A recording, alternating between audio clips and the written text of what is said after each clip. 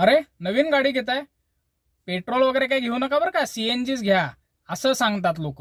किंवा आता किती जुनी झाली तुझी गाडी, काय पेट्रोलवरती अजून ठेवलेली आहे, कन्वर्ट करून घे ना सीएनजी, केवढा फायदा होईल तुझा, केवढे पैसे वाचतील, असेही खूप लोक सांगत असतात. आणि ह्या सगळ्या लोकांचं ऐकून आपण सीएनजी गाडी घेतो किंवा कन्वर्ट करतो. पण ह्याच्या मागे इतरांचाच विचार जास्त असतो, स्वतःचा आपण काहीच विचार करत नाही. आणि मग नंतर बऱ्याच लोकांना पश्चाताप त्याचा होत असतो. आणि हा होऊ नये म्हणूनच या व्हिडिओमध्ये आपण एक डिटेल अनालिसिस केलेला आहे, डिटेल कंपॅरिझन केलेलं आहे की पेट्रोल चांगलं का सीएनजी चांगलं, आणि नक्की मग आपण कुठली गाडी चूज करावी किंवा कन्वर्ट करताना हा विचार करावा. तर हा व्हिडिओ खूप महत्वाचा आहे. बऱ्याच लोकांसाठी हा एक चॉईस असतो.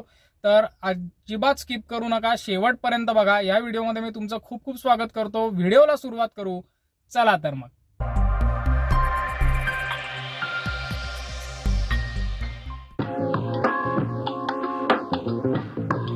तर मित्रांनो, ही माहिती तुम्हाला जर खूप बेसिक वाटत असेल, माहिती असेल, तर खालती टाइम स्टॅम्प्स दिलेले आहेत, त्या पुढच्या टाइम स्टॅम्पला जाऊन पुढचा टॉपिक तुम्ही बघू शकता.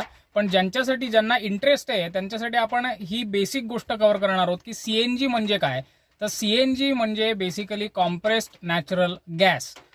जसं पेट्रोल आणि डिझेल पृथ्वीच्या पोटातनं आपल्याला मिळतं, त्या पेट्रोल आणि डिझेल बरोबरच बऱ्याचशा प्रमाणात एक नॅचरल गॅस ट्रॅप झालेला असतो पृथ्वीच्या आतमध्ये, आणि जो जास्त करून मिथेन असतो, म्हणजे CH4 म्हणजे मिथेन असतो.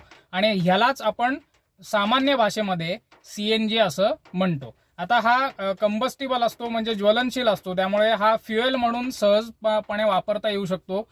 पूर्वी हा कुकिंगसाठी वापरला जायचा, पण आता गाडीच्या इंजिनमध्ये किंवा बाकी त्याच्या टेक्नॉलॉजीज काही डेव्हलप झाल्यामुळे हा ॲज अ ऑटो फ्युएल म्हणून सुद्धा वापरता येतो. आता सीएनजी सेफ असतो का, तुमच्या लक्षात असेल तर पूर्वी एलपीजी सिलेंडर्स गाडीमध्ये बसवण्याची एक पद्धत होती जी की अतिशय अनसेफ होती. कारण एलपीजी म्हणजे लिक्विड पेट्रोलियम गॅस हा अतिशय ज्वलनशील आणि खूप कमी इग्निशन पॉइंट असलेला गॅस असतो. म्हणजे जे लोक ते करत होते ते जवळपास डिकीमध्ये एक बॉम्ब ठेवून त्यांचा प्रवास करायचे, असं म्हणायला काही हरकत नाही. पण हीच गोष्ट मित्रांनो सीएनजीच्या बाबतीत लागू होत नाही. कारण सीएनजीचं जे इग्निशन टेम्परेचर आहे ते इनफॅक्ट पेट्रोलपेक्षाही जास्त आहे. म्हणजे जास्त टेम्परेचर आल्यानंतरच तो पेट घेतो, कमी टेम्परेचरला पेट घेत नाही. त्यामुळे ॲज अ गॅस म्हणून किंवा ॲज अ फ्युएल म्हणून सीएनजी हा डेफिनेटली सेफ आहे. मी तर म्हणेन इनफॅक्ट पेट्रोलपेक्षाही जास्त सेफ आहे. दुसरी गोष्ट, सीएनजी हा हवेपेक्षा हलका असतो, जड नसतो. त्यामुळे तो पटकन अगदी लिकेज वगैरे झालं कुठे किंवा असं काही जरी प्रॉब्लेम झाला तरी तो हवेमध्ये विरून जातो. प्लस आता गव्हर्नमेंट रेग्युलेशन्सही खूप आलेली आहेत सीएनजी किटसाठी. गाडीमध्ये पण खूप मॉडिफिकेशन्स करावी लागतात. फॅक्टरी फिटेड सीएनजी असेल तर 100 नाही 150% सेफ येते.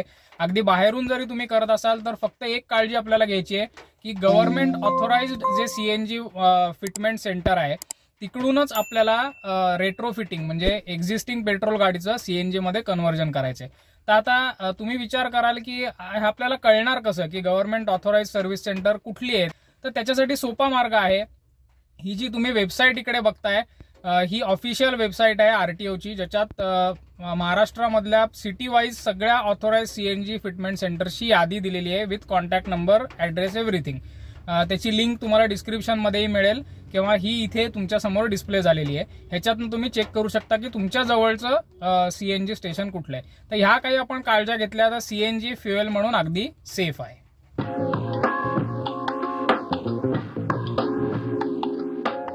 आता मित्रांनो, माझ्या हिशोबाने हा सीएनजी चा जेव्हा आपण विचार करतो तेव्हा सर्वात मोठा प्रश्न हा आहे की फॅक्टरी फिटेड सीएनजी गाडी घ्यावी का आपल्या एक्झिस्टिंग गाडीला सीएनजी मध्ये कन्वर्ट करावं, काय जास्त चांगलं.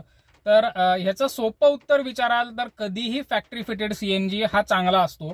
कारण कुठलाही कार मॅन्युफॅक्चरर जेव्हा त्याच्या गाडीमध्ये सीएनजी चा एक व्हेरियंट लॉन्च करतो, एक वेगळा मॉडेल लॉन्च करतो सीएनजीचं, तेव्हा खूप सगळे चेंजेस गाडीमध्ये केलेले असतात. मग गाडीच्या फ्रेममध्ये असतील, सस्पेन्शन सेटअपमध्ये असतील, ECU मध्ये असतील, तर असे खूप वेगळे चेंजेस केलेले असतात. प्लस जिथे सीएनजी सिलेंडर मागे माउंट होणार असतो त्याला प्रॉपर रोल केज असतं, प्रॉपर त्याची काळजी घेतलेली असते.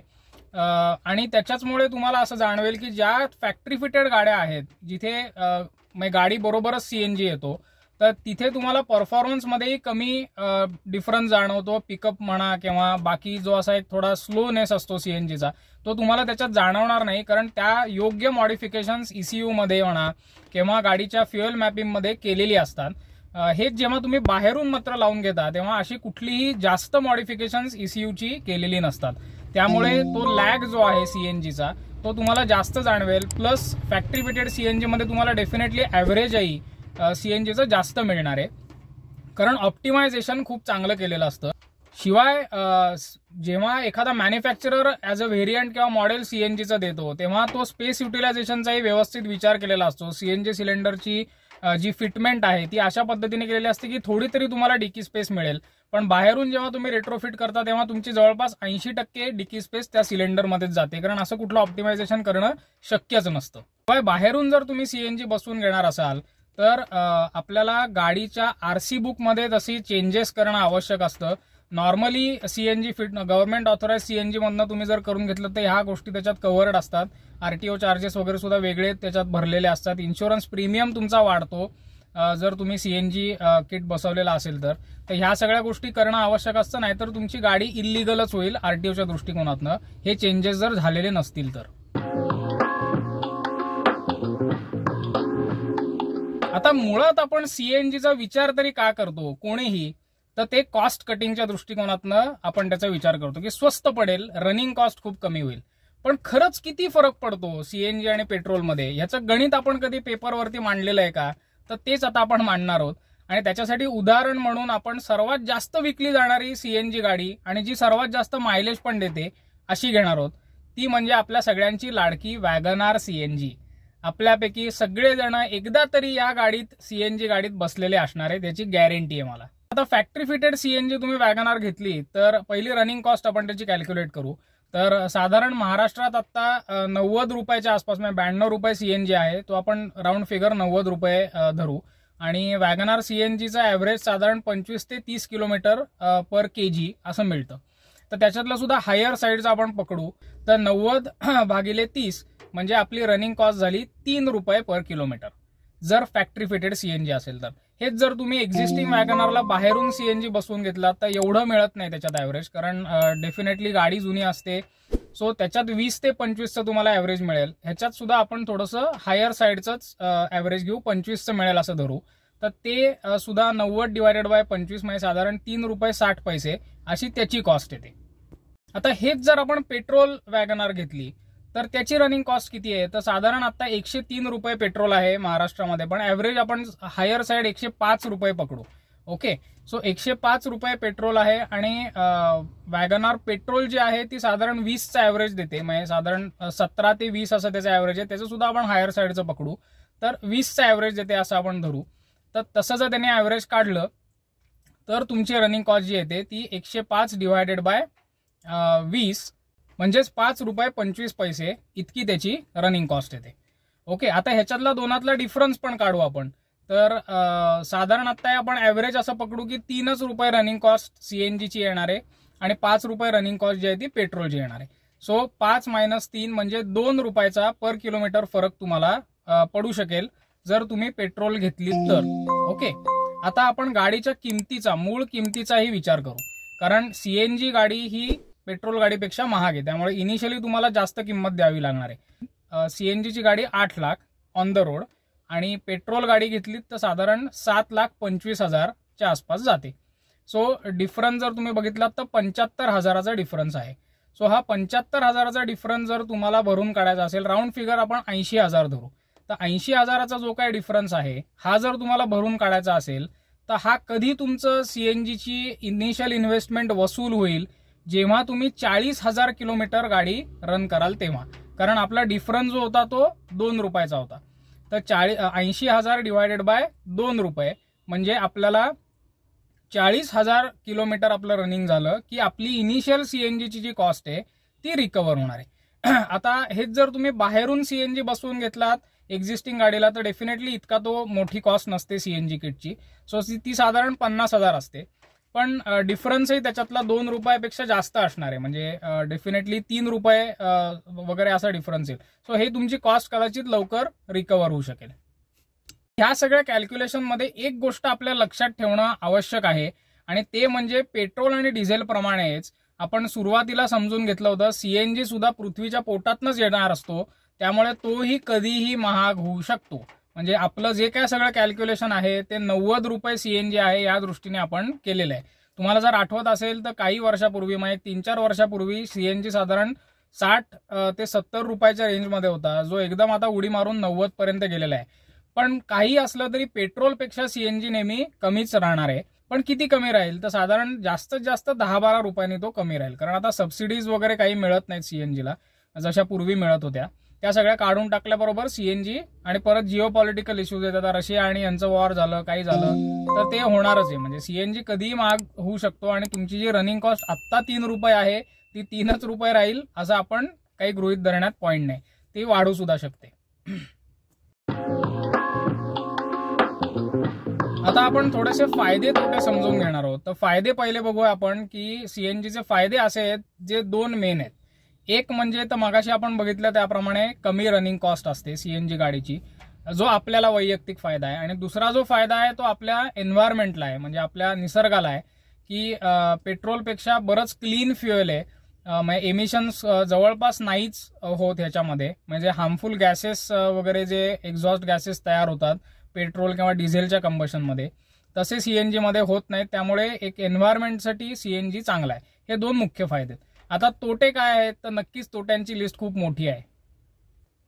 सर्वात मोठा तोटा म्हणजे काय तर लॅक ऑफ बूट स्पेस. तुमची डिकी सॅक्रिफाईस झाली म्हणून समजा, तुम्ही दान करून टाकली डिकी, हा सर्वात मोठा तोटा आहे. दुसरा म्हणजे ऑब्व्हियसली सीएनजीला पेट्रोल एवढा चांगला परफॉर्मन्स नसतो, त्यामुळे तुमचा जो ड्रायव्हिंगचा एक्सपिरियन्स आहे तो डेफिनेटली सीएनजी मध्ये थोडा कमी असेल.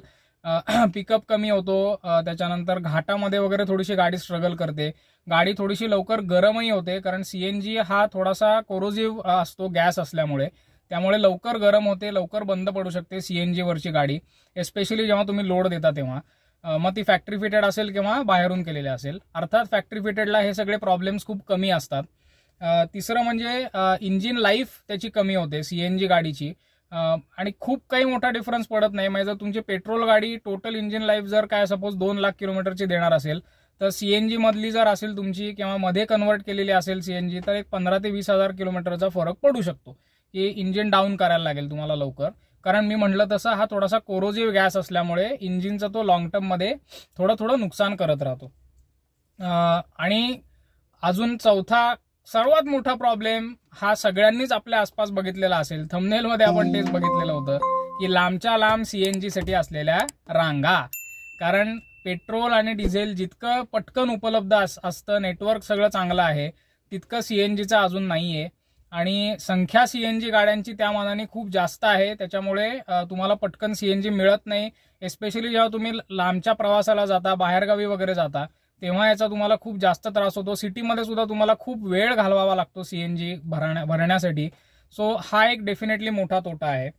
आणि 5वा आणि त्या मानाने कमी असलेला तोटा म्हणजे इन्शुरन्स आणि मेंटेनन्स थोडासा महाग होतो तुमचा सीएनजी मध्ये. कारण पेट्रोलपेक्षा इन्शुरन्स किंवा मेंटेनन्स जो आहे तो साधारण तुम्हाला जास्त एक 15 ते 20% जास्त अमाऊंट तुम्हाला त्याची द्यावी लागेल, मेंटेनन्सची सुद्धा आणि इन्शुरन्सची सुद्धा.